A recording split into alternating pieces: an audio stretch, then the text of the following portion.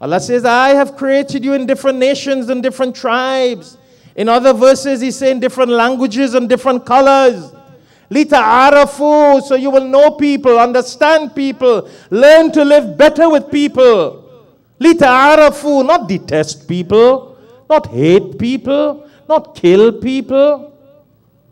Come on, which Islam? And you have people blatantly online and on the social media saying you should kill non-Muslims.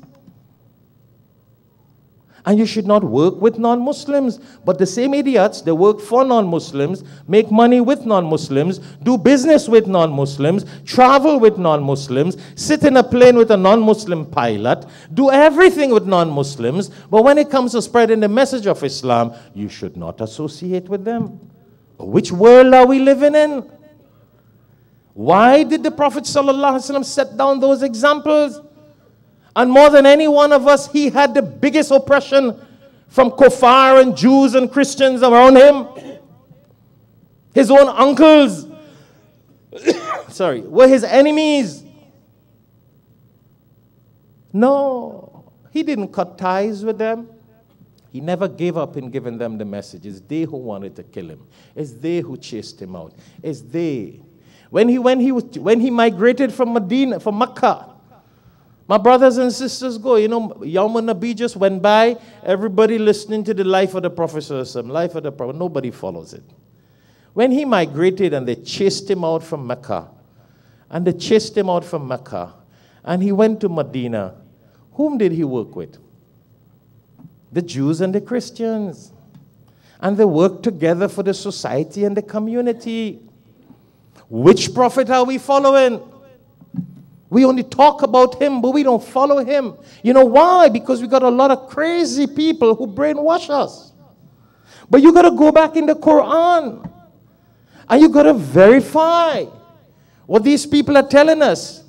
Yes, there are verses that refer to that fight and kill, but that is to those people who are fighting the Muslims, killing the Muslims, chasing the Muslims out. We were commanded to stand in defense and stand for our rights. That's what the law came. Not for everybody and every time. Actually, I'll quote one verse because time doesn't permit. I want to quote one last verse for you, directly into this issue as we talk about it. In chapter 60, go read it, chapter 60, verses 7, 8, and 9. Time doesn't permit me to go into all of it, but you can get the khutbah after. It's automatically recorded here, Alhikmat TV, Alhikmat Productions, inshallah. And that's why I tell you, you must take copies of it. Send it out for other people. You hear radical haters, Muslims, give it to them. Let them go in the Quran and become better. Let them don't misrepresent Islam. They're causing harm to themselves and Islam. Allah in this verse tells us very clearly, لا ينهاكم الله عن الذين لم يقاتلوكم في الدين. And then he continues to say, وَلَمْ تُخْرِجُوكُمْ مِنْ دِيَارِكُمْ. Subhanallah, subhanallah. أَنْ تَبَرُّوهُمْ وَتُقْسِيتُوا إِلَيْهِمْ. Very clear to the point. Allah says that he technically he's commanding us. He said, I don't forbid you. I forbid you from making those enemies your followers and making those enemies your protectors, and you need to fight them who fight you. You got to defend yourself, but that's the American law. If an army is coming to fight in America, you got to pull up your guns. Your army got to be ready, and all the time be ready. In defense, as Muslims, we are always supposed to be in defense. But Allah is saying in this verse, but those people who don't kill you, and don't chase you out of your homes, and don't cause you no harm, Allah says, you are supposed to be good and nice and kind and just with them.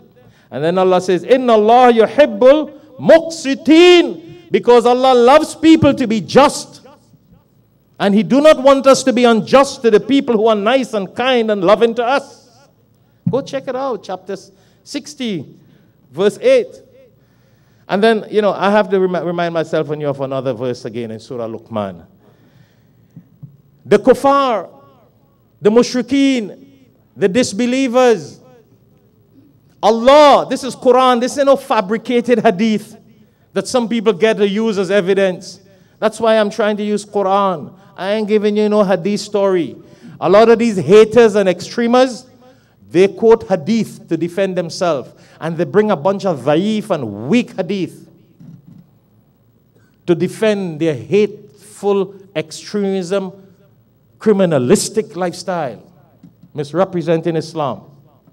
Hear what Allah says here. He says, if you have parents, and I just got in the verse a little bit, chapter 31, Surah Luqman, verse 15.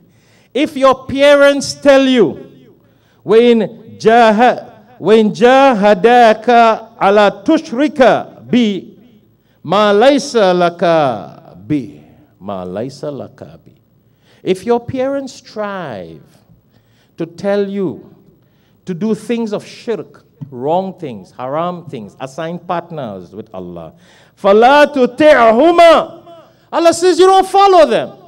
Don't obey them if they tell you to worship other gods, to do wrong things, to do shirk, to do kufr. So I'm not telling you to do that. Allah doesn't tell us to do that. The Prophet ﷺ didn't do that. But what Allah says, Subhanallah, وَصَاحِبْهُمَا فِي الدُّنْيَا مَعْرُوفًا. You don't obey them in shirk and kufr. But if your parents are disbelievers and mushrikeen, you should keep their company. You should be nice to them. You should be kind to them. Allah is commanding here that we should be nice with our parents, even if they are kuffar or mushrik. This is a command in the Quran. So where do these bunch of haters get this from? To kill people who are not Muslims, and to hate people, and to not work with them for good. I don't know. Here is a verse in the Quran. Allah is saying you must be good to your parents, even if they are kuffar or mushrik. And that was the order to the Sahabas with their brothers and sisters in the community, even though they were mushrik or kuffar. Which Islam we follow? This is Quran. So, time really doesn't permit. I got to conclude. But I had to take a little few minutes extra because it's really frustrating to hear this extremism and hate and radicalism that misrepresent Islam in the world. When we are supposed to be the people who preach love and peace and the oneness of God and unite people. And whether people understand or not, our job is to give the message. Allah is the one who gives the hidayah. Allah is the one who gives hidayah. We are supposed to be nice with everybody else.